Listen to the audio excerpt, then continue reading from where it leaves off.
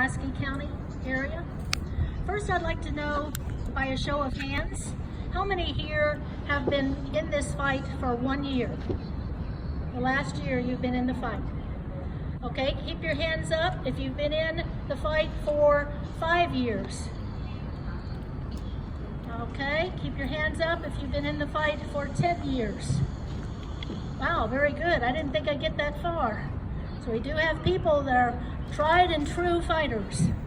Okay. 20 years. Very good. So 2000, which is when this all started for this particular time frame. But we are actually entering the 105th anniversary of the attack on doctors, pain patients, and addicts in this country. It started in 1914 with the Harrison Act, and it's been ongoing ever since. The first time, if you would read a book, there's an especially important book for everyone involved in this fight to read. It is The Criminalization of Medicine by Ronald T. Libby. He is a professor at, I think, North Florida University, and he wrote this book in 2000 or published it in 2008. It is exactly replica of what is happening today. But the problem is, people generally enter the fight, they don't get very far, they get discouraged, and they leave. Another group of people come in and think they're seeing things for the first time. And all the government has to do is wait us out. And we'll have a new group of people that then they can wait out again. If you go to your federal legislators and they give you the reply, "I didn't know that," don't believe them, because they are getting enough information to know what is going on. But what is going on is a government agenda, and that's what we have to deal with. Now fast forward from the early 1900s, when pain medicine and doctors, 20,000 doctors went to prison during 1920 to 1933 for treating what they called addicts. But we have the same mentality today as we did back then, that if you're taking an opioid, you're an addict. We have to change that mentality, because opioids do not cause addiction. Now, the healthcare system today in America is unsustainable. They cannot continue with the amount of people as they get older and sicker using our healthcare system. Libby points this out in his book, that even when Medicare was created in 1965, congressmen were telling people, get the doctors to not treat the Medicare patients. Well, we ended up treating Medicare patients, but now you are in the expendable population if you are a Medicare patient. I have, as a doctor who was attacked, I've identified 5 categories of pain patients that are expendable. They are the poor, the disabled, the elderly, the government insured, and the uninsured. This population of people, the government would just as soon see dead as to continue, because they are a drain on the economy, and you know the government's primary obligation is money. So they're after the money, and they really don't have a cause to help people that are in pain. It's a case of what if we can't get them to understand what we need, we got to fire them. But the problem we have there is 98% of the time incumbents are reelected. So we have to get them to either understand drugs are not the cause of addiction, and to change the laws so that they stop putting doctors in prison for treating you, or we have to fire them and bring someone else in. Those are your 2 options. Okay? So we need to get this word to the healthy, to the doctors that have not yet been attacked, to all of America. Now, the war against opioids is a mean to an end. There was a purpose for them attacking opioids and any drug of abuse, what they call drugs of abuse, the controlled substances, back in the early 1900s, it was purely racist. Now, I'm looking out there at a group, and I do not see too many minorities in our crowd here, but we should still have sympathy for the attacks on minorities and recognize the fact that following the Civil War, white supremacy America wanted to stay white in the government. So they created laws to disenfranchise the blacks. They created laws to disenfranchise the Orientals. And these laws were the drug laws. This is going on now for 100 years, folks. We say we are not prejudiced against minorities, and yet we are still putting minorities in prison more than white folks because of the drug laws. We've got to clean up our act as a country, okay? We are basically entering another Hitler era of picking and choosing who lives, who dies, who goes to prison. And of course they're going after doctors in prison because they have created laws that allow them to take our money. Forfeiture law that took place in 1984 allows them to come into a doctor's office, freeze all of your assets. They do not even have to have a crime committed. They take the money. Simple law enforcement actually has this money that they can confiscate through forfeiture built into their annual budget. Okay? These laws need to be changed. And that's our purpose in being here in the state capitol building, because even though that law was a federal law and that allows the federal government to take our money, still we have to start somewhere, starting with the state, because the reason to start with the state, medicine is a state mandated coverage. It is not federally covered. When the feds roll into the doctor's office and shut us down, they are doing it illegally. When they tell us how we can practice medicine, they are doing it illegally. And they have managed to do that through the propaganda of the media, because the media repeats the same things that the government tells them to repeat through their press releases, and they use really neat ways of brainwashing Americans.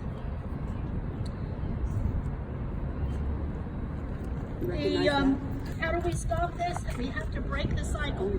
We break the cycle by recognizing, number one, that this was a war against minorities. The second thing is, we have to recognize that drugs don't cause addiction. The cause of addiction is on my website, doctorsofcourage.org. I am always happy to do a digital webinar to any church organization, any group. It can be anywhere in the world, and people can learn what the real cause of drug addiction is. I don't have the time to go into that today, but basically I can give you one word: toxicity. It's the toxicity in our lifestyle that creates addiction. It is explained through an unconventional form of medicine, but it is a form of medicine that is older than the current medicine that we use today, which is simply pill pushing. Okay, and I'm not talking about opioids, I'm talking about blood pressure medicine and everything else. We are a society of pills instead of what heals.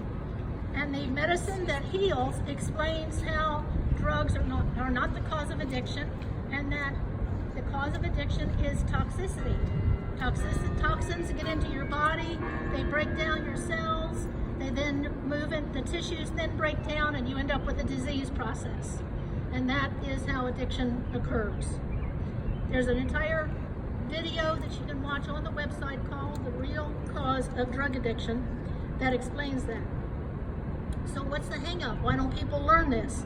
They're so indoctrinated into our pill-pushing society, and doctors, of course, are taught that because the pharmaceutical industries basically run the medical schools. So, we're being taught medicines that create disease, that continue disease, and eventually, hopefully, the patient dies before the government has to choose to exterminate you some other way. But attacking pain medicine is one way of extermination, is it not? because too many people now have lost hope and have chosen suicide, or they're forced out onto the street to treat their pain themselves, and they don't know what medicines to take, and they end up accidentally overdosing. So to accept the real cause of addiction, you have to accept this other form of medicine and learn it, and then teach it to others, and don't accept the, oh, that's a bunch of quackery stuff, okay? I think most of you are familiar with the term probiotic now. Probiotics actually started existing in the 1960s. It was considered quackery for almost 50 years. Only recently, in the last 10 years, has it become an accepted practice to use probiotics to fight disease. So what we have to do is learn to not take 50 years to learn something new. And there are lives depending on us learning that. Now, how do we get this word out to the public? It's nice to have a protest rally like this, but I think I'm speaking to the choir, except for hopefully the media will take this word out to the public. But I have two ideas that I'm trying to put forth on Doctors of Courage to get the word out to everyone, especially our legislators. One is the Victory Garden. Now, you don't have to grow a huge garden to claim you're out a Victory Garden. You can put a patio tomato in a potted plant and you've got a Victory Garden.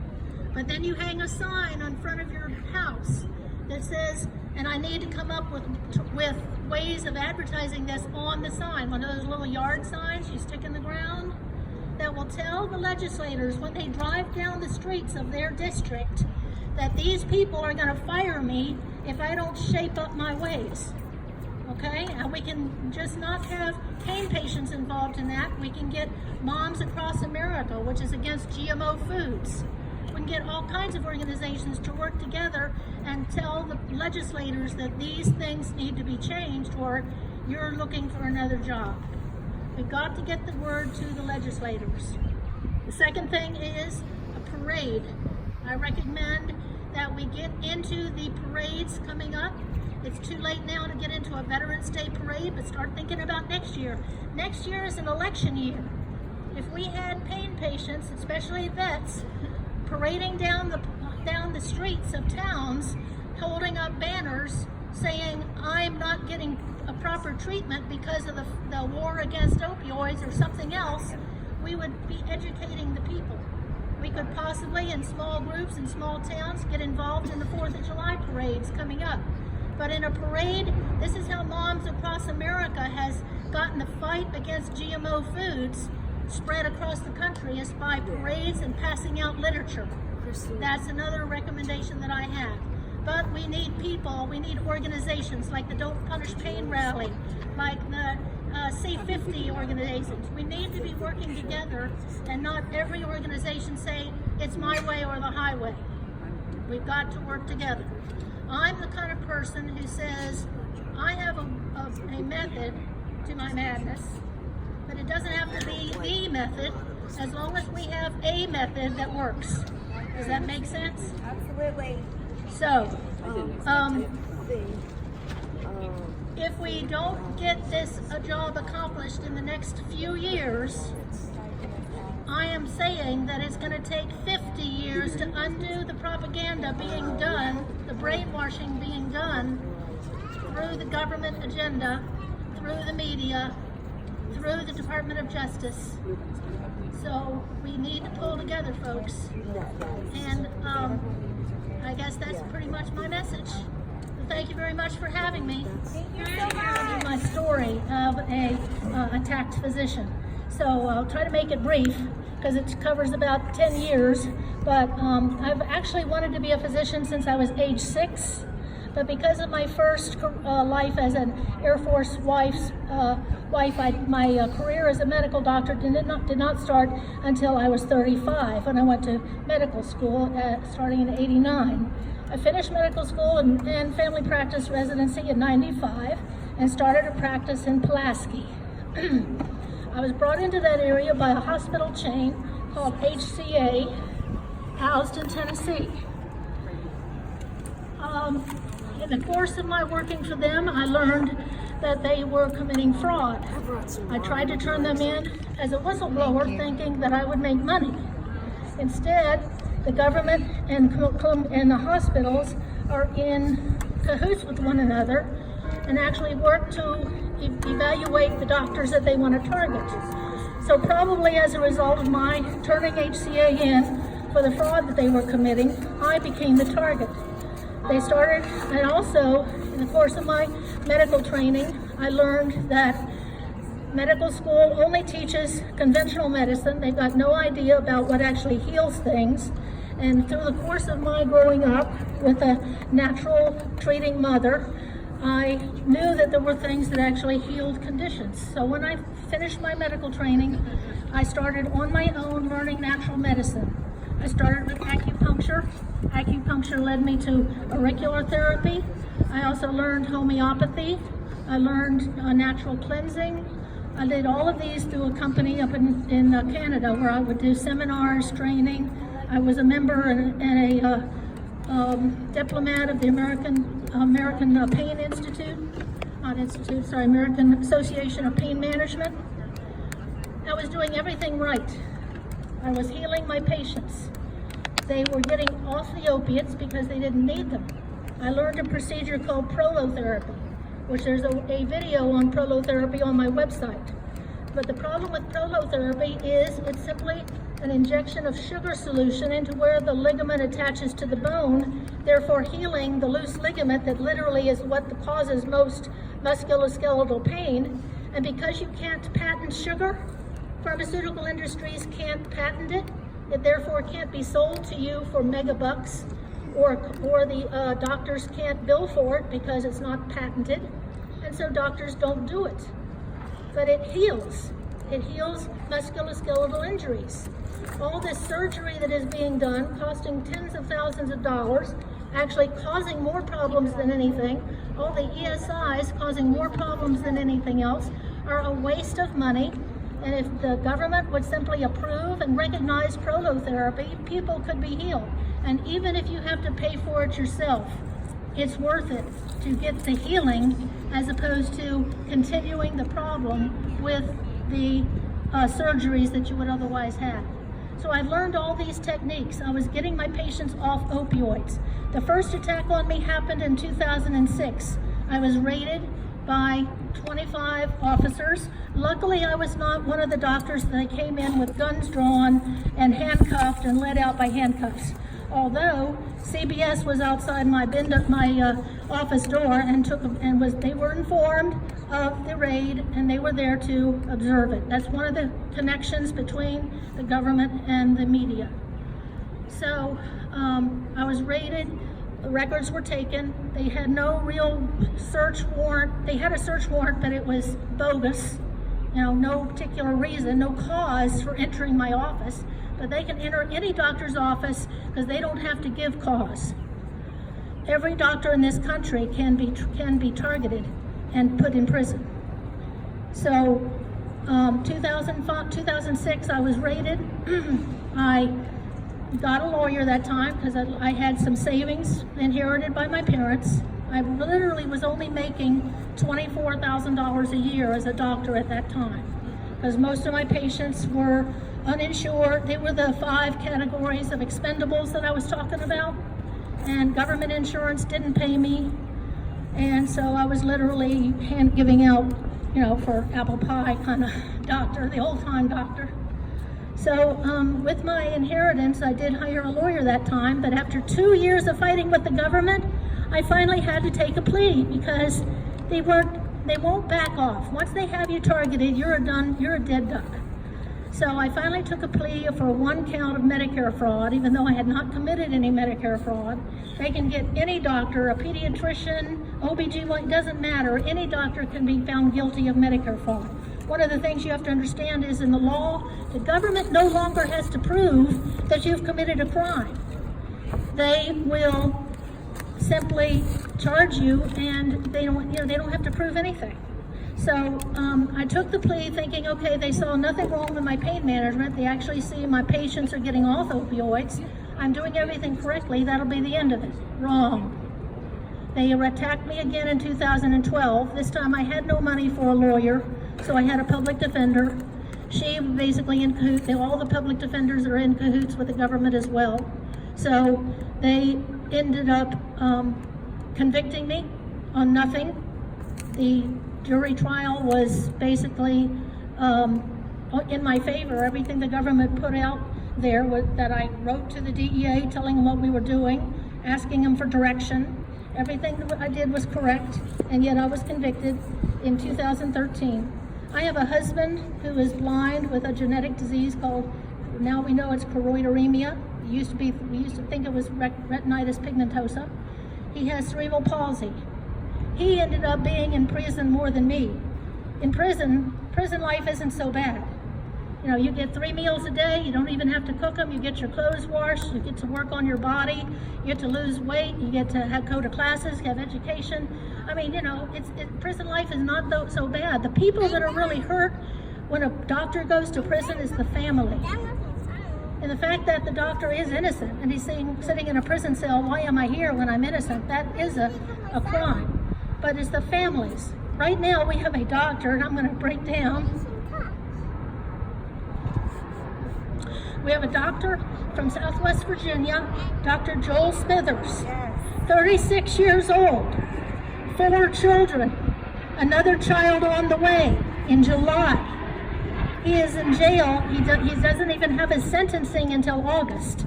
So he's sitting in some county jail right now, somewhere in Southwest Virginia, waiting for sentencing. He could be sentenced to a life.